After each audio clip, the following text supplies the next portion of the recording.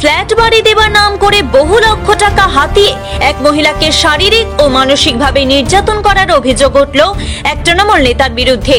পশ্চিম বর্ধমানের রানীগঞ্জ পঞ্চায়েত সমিতির সদস্য ওই তৃণমূল নেতার নাম অশোক হেলা। তার বিরুদ্ধে ইতিমধ্যেই রানীগঞ্জ থানায় এফআইআর দায়ের করেছেন ওই প্রতারিত মহিলা। ঘটনাকে ঘিরে শুরু হয়েছে রাজনৈতিক চাপানুতোর। যদিও অভিযুক্ত ওই তৃণমূল নেতা ফেসবুক লাইভে দাবি করেছেন তাকে চক্রান্ত করে ফাঁসানো হয়েছে। ঘটনার বিশদ বিবরণে জানা গেছে 2020 সালে ঝুম্পা চট্টোপাধ্যায় নামে ওই গৃহবধূ অশোক হেলার কাছ থেকে একটি ফ্ল্যাট বাড়ি কেনবার জন্য যোগাযোগ করেন। ঝুম্পা দেবীর দাবি, প্রথমে তার কাছ থেকে 50,000 টাকা নিয়ে ফ্ল্যাটের চাবি দিয়ে দেন অশোকবাবু। এরপর দফায় দফায় তিনি মোট 17 লক্ষ টাকারও বেশি অশোক হেলাকে দিয়েছেন। প্রায় 17.5 লক্ষ টাকা দেওয়া হলেও ঝুম্পা দেবীকে ফ্ল্যাটের দখল দিতে অস্বীকার করেন অশোক হেলা। এমনই অভিযোগ করেন ওই গৃহবধূ। এমনকি ফ্ল্যাটটি তাদের নামে রেজিস্ট্রি করে দিতে বলা হলে অশোক হেলা ঝুম্পা দেবীর সঙ্গে শারীরিক সম্পর্ক স্থাপন করার প্রস্তাব দেন বলে অভিযোগ করেন ওই মহিলা। অশোক হেলার এই ঘৃণ্য প্রস্তাব প্রত্যাখ্যান করার পর থেকে তার সাথে চরম দুর্ব্যবহার শুরু করেন অশোক।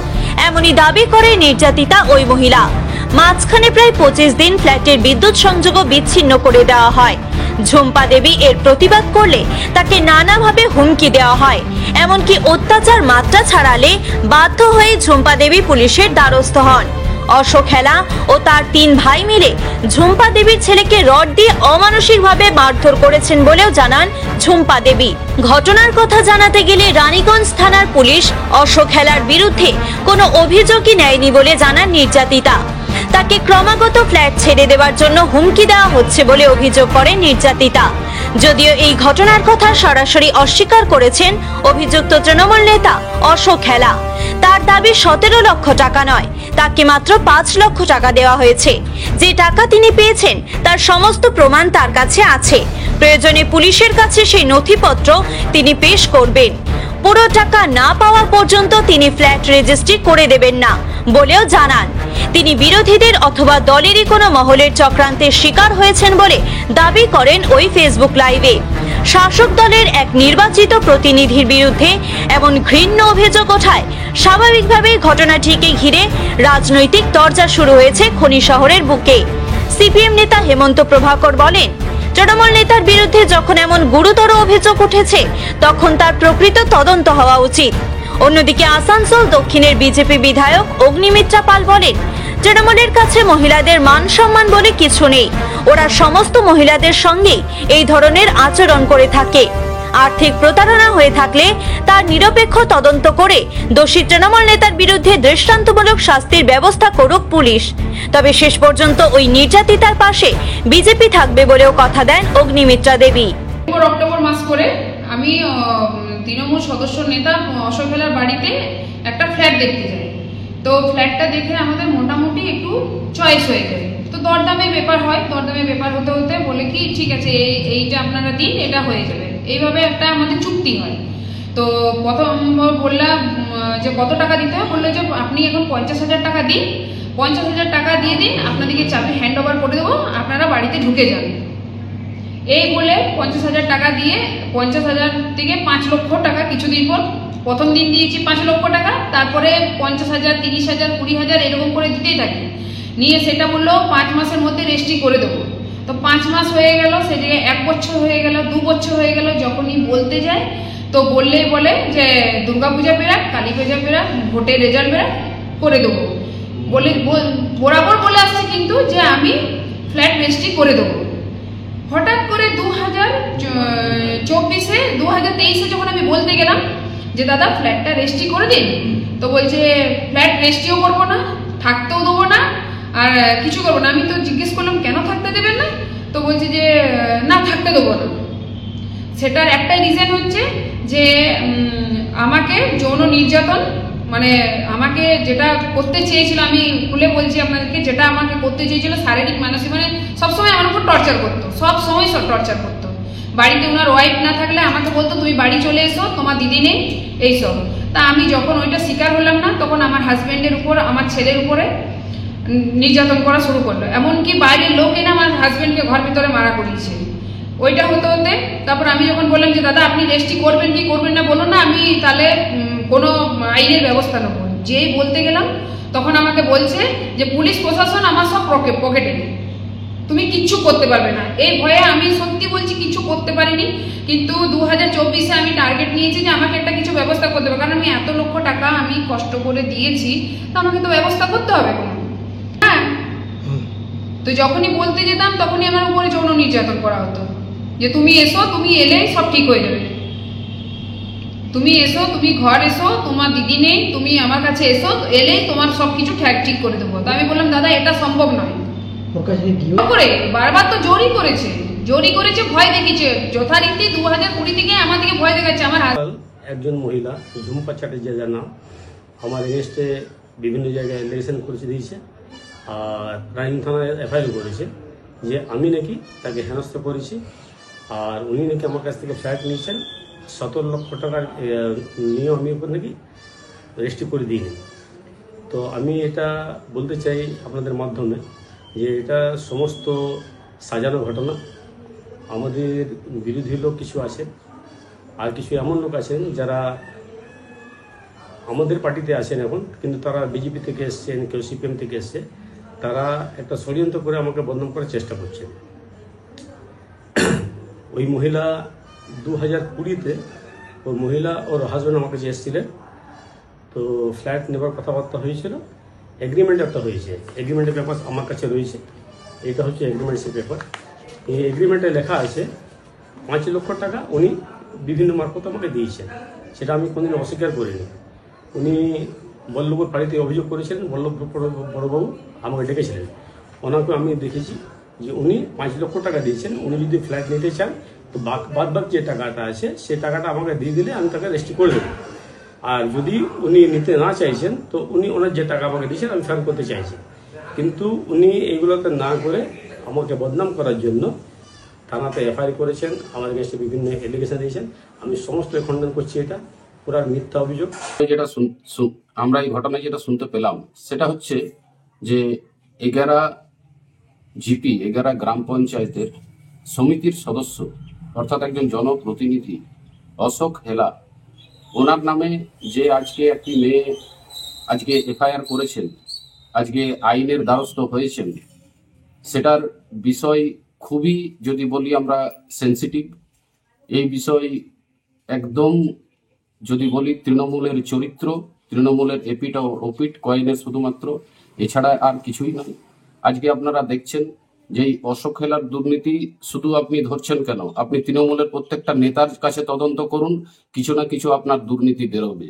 এই দুর্নীতি ছাড়া তৃণমূল আর কিছুই শেখেনি, টাকা পয়সা কাটমানি ছাড়া এরা আর কিছুই শেখেনি। আজকে এই অশোক হেলা শুধুমাত্র তো ইয়েতে যোগাযোগ নয়, আজকে শুধুমাত্র যদি আমরা বলি, আজকে শুধুমাত্র কি একটা মহিলাকে উনি যেভাবে উনি আজকে আর্থিক তজরুপ করেছেন সেটা, আজকে যদি বলি 2 নম্বরই বালির ক্ষেত্রে সরাসরি ওনার যোগাযোগ, ওনার পরিবারের সম্পূর্ণ সরাসরি যোগাযোগ রয়েছে। আমরা যেটুকু খবর পেয়েছি, দেখুন এমনি ব্যক্তিগত ব্যাপারে আমার কিছু বলার কারণ থাকে না, কিন্তু যেহেতু উনি পঞ্চায়েত সদস্য, রাজনীতিতে জড়িত আছেন, যদি অভিযোগ সত্যি থাকে তাহলে সত্যতার বিচার হওয়া উচিত। যদি সত্যি হয় তাহলে কিন্তু মারাত্মক ঘটনা, না হলেই ভালো, কিন্তু যদি করে থাকেন তাহলে এটা কিন্তু ঠিক হয়নি। যদিও তৃণমূল পার্টিতে যা দেখি রাজ্যে যা চলছে, এই তামান্না বলুন, বোমা মেরে দেওয়া, কিন্তু হতেই থাকে। তাও এই এলাকাতে রাজনৈতিক বিরোধ আছে তাদের সঙ্গে, কিন্তু যদি এটা হয়ে থাকে, এটা না হওয়া যদি হয়, কমিউনিস্ট পার্টি থাকতো তো আপনি দেখেছেন যে কোনো বিষয়ে কমিউনিস্ট পার্টির মতন চলে, কিন্তু তৃণমূলের পার্টিতে জানি না হবে কিনা, যদি করে থাকে তাহলে বিচার হওয়া উচিত। এভাবে তৃণমূলের নেতা অশোক হেলা একজন মহিলাকে বারবার মানসিক নির্যাতন করেছেন এবং বারবার তার বাড়িতে ডাকার চেষ্টা করেছেন।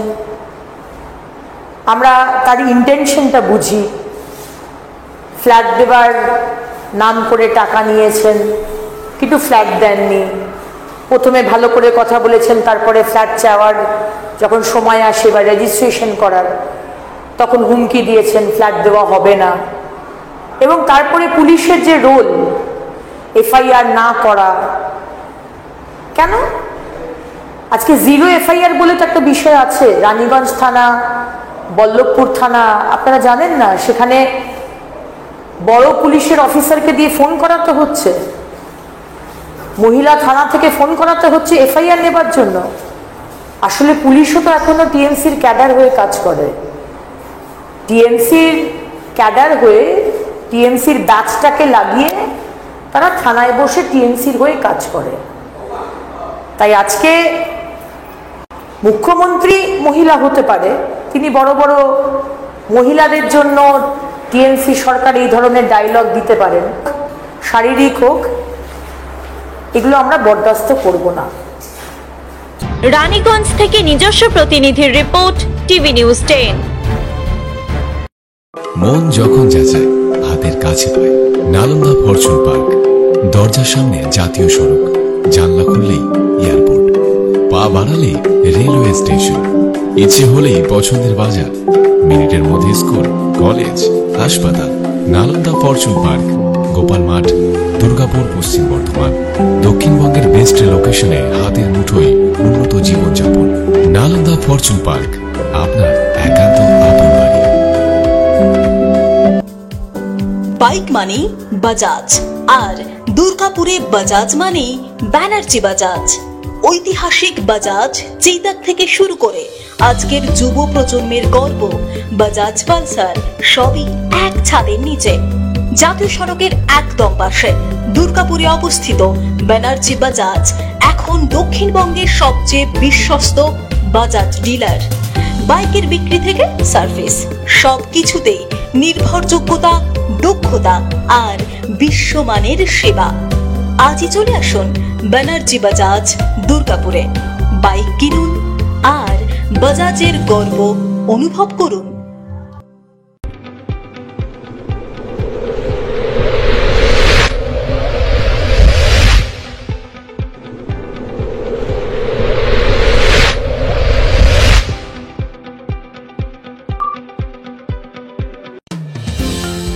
অত্যাধুনিক ডিজাইনের রুচিসম্মত গৃহসজ্জার উপকরণ মানে দুর্গাপুরের কল্পনা স্টিল এন্ড মার্বেলস ও কল্পনা ফার্নিচার। ঘর সাজানোর, চোখ ধাঁধানোর রকমারি আইটেমের মধ্যে আপনি বেছে নিন শুধু সেরার সেরাটি। এখানে আপনি পাবেন বিশ্বমানের সমস্ত ধরনের টাইলস ও furniture, RAK ceramics, virtual paints, Hindware, Nitco, Somany সহ বিভিন্ন বহুজাতিক সংস্থার তৈরি এক্সক্লুসিভ কালেকশন। পাশাপাশি আপনার জন্য কল্পনা ফার্নিচার নিয়ে এসেছে পুচিনা, কার্লন, ইউরেকা ফোর্বস সহ বিভিন্ন বহুজাতিক সংস্থার আধুনিক মানের আসবাব সামগ্রী। কল্পনা স্টিল এন্ড মার্বেলস ও কল্পনা ফার্নিচারের এক্সক্লুসিভ শোরুম। আমাদের ঠিকানা মুচিপাড়া মার্কেট, দুর্গাপুর 12।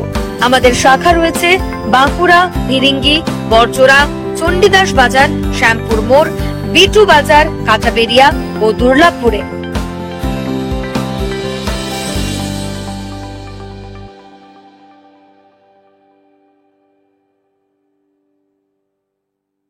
শিল্প শহর দুর্গাপুরের স্বাস্থ্য সেবায় এক নতুন দিগন্তের নাম বিবেকানন্দ হাসপাতাল। NABH অনুমোদিত এই হাসপাতালটি মানুষের বিশ্বাস আর ভালোবাসার প্রতীক। প্রতিটি সমস্যার নির্ভরযোগ্য চিকিৎসা। এখন উন্নত মানের চিকিৎসা মধ্যবিত্তের নাগালের মধ্যেই। বিবেকানন্দ হাসপাতাল, আপনজনের মতো পাশে সব সময়। জাকির হোসেন অ্যাভিনিউ, বিধাননগর, দুর্গাপুর 713206।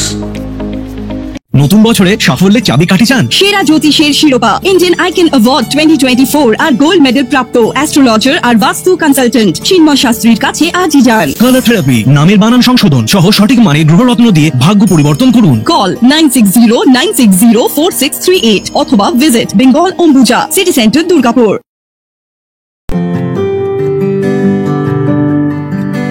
নজরকাড়া আধুনিক ডিজাইনের সোনা ও রূপার গহনা মানে গোবিন্দ জুয়েলার্স। হলমার্কের স্বর্ণালঙ্কার ছাড়াও গোবিন্দ জুয়েলার্স আপনাকে দিচ্ছে রকমারি হীরের গহনা। হলমার্কের গ্যারেন্টি যুক্ত সোনার অলংকারের বিপুল সম্ভার থেকে আপনি আপনার পছন্দের হালকা থেকে ভারী ওজনের যে কোনো গহনা বেছে নিতে আজই আসুন আমাদের শোরুমে। গোবিন্দ জুয়েলার্স, BC রায় মার্কেট, চণ্ডীদাস বাজার, বিজন, দুর্গাপুর 5। আমাদের ফোন নম্বর 034326021139, এছাড়াও 9593222111। আপনারা দেখছেন টিভি নিউজ 10। আপনারা মানে আমরা।